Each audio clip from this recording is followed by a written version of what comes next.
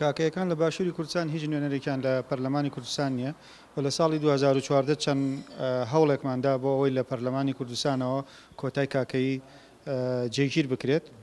بەڵام دوو سەبەبی ڕئیسی بووە هۆی ئەوەی کە سەرکەوتوو نەبێ، یەکێکیان پەیوەندی بە کاکەی خۆیەوە کە دووبەرەیە و یەکێکیان پەیوەندی بە پەرلەمان خۆیەوە هەیە کە تێڕوانینێکی ڕوونی نییە دەربارەی ئاینی یارسان و حیزبەکان ئەیانەوێ ئەو کۆتایانش کە لە ناو پەرلەمانایە بە لای یەکێک لە حیزبەکان نابشکێتەوە، لەبەرەوە دایما ئەبێ بە منافەسە لە بینی حیزبەکانە و ئەو محاولەیە لەبارچەوە ئەو کۆتایانش کە تا ئێستا لە پەرلەمانە هەمویان عایدی حیزبەکانن و هیچ کامیان نوێنەری ڕاستەقینەی خەڵکی کەمایەتیەکانی نەتەوەی و ئاینی ناکەن.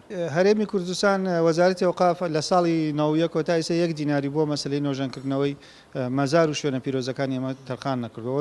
لە زۆر مناسبەت شتمان دووبارە کردێتەوە. ئەوانیش پێویستیان بە یاسایە، یاسایش لە ناو پەرلەمان دەبێت بەجددی لەو مەوزوعە بکۆڵێتەوە و چارەسەریشی وەدابنێ. ساڵی 2015 بڕیارێکی یاسایەک دەربکرێ بۆ کەمین ئاینیەکان ئێمەشی کردوێتەوە کە ژمارە یاسای 15 لەو یاسایە بلەو بڕیارە کە پەرلەمان دەری کردووە و سەرۆکی حکوومەت گەشتاندنی بۆ کردووە بۆ وەزارەی ئەوقاف بە گوێرەی ئەوە وەزارەی ئەوقاف هەستاوە نوێنەرایەتی داوە، بەڵام بەڕسمی ئەمری بۆمان دەرنەکرێت تا ئێستا. ئەتوانی ئێستاکە نوێنەریان لێرە مەوجودە، ئەتوانی پێیان لیان پرسیار بکەیت لە جەنابیان کە ئەوانی هەمووی ئەزانن ئەمە پێشێرکاریە کردویانە، یعنی یاسا دەرچووە خۆیان جێبەجێ ناکەن، خۆیان گەشتاندنی بۆکەن و خۆیان جێبەجێ ناکەن. ئەوە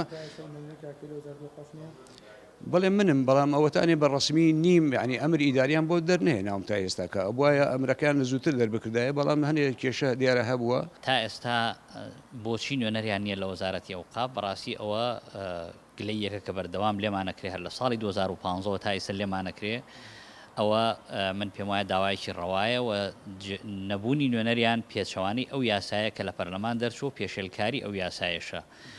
بەڵام ڕەنگە تەبریری وەزارەتی ئەوقاف کە من وەکو نوێنەری وەزارەتی ئەوقاف قسە بۆ جەناب دەکەم و ئەو دانیشتانەی کە لەگەڵ بەڕێز وەزیری ئەوقاف و نوێنەرانی کاکەیەکان قسەمان کردو ئەوەیە کە دوو بۆ چوون هاتووەتە بەردەمی ئێمە لە وەزارەتی ئەوقاف. یەکێکیان ئیسرارەکە لەسەرەوەی کە ئاینی کاکەی ئاینێکی جیانی و بەشێکە لە ئاینی ئیسلام و لە مەزهەبی شیعەیە، بەشەکەی تریشیان ئیسرارەکەن لەسەرەوەی کە ئاینێکی جیایە. بۆیە لەبەرەوەی کە حکوومەت نەچێتە ناو ئەو کێشەیەوە کە کاری حکوومەت نییە بەڕاستی بڕاتە ناو وردەکاری ئاینەکە.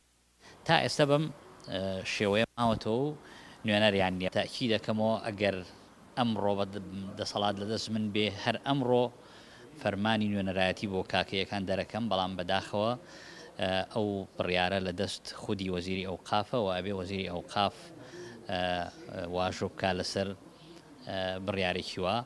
ئێستش ڕەنگە کابینەی نوێ پێکێنانی کابینەوە نزیک بێتەوە، تەمەن ناکەم کە ئەو بابەتێک لای بکرێتەوە لە نزیکترین کاتە.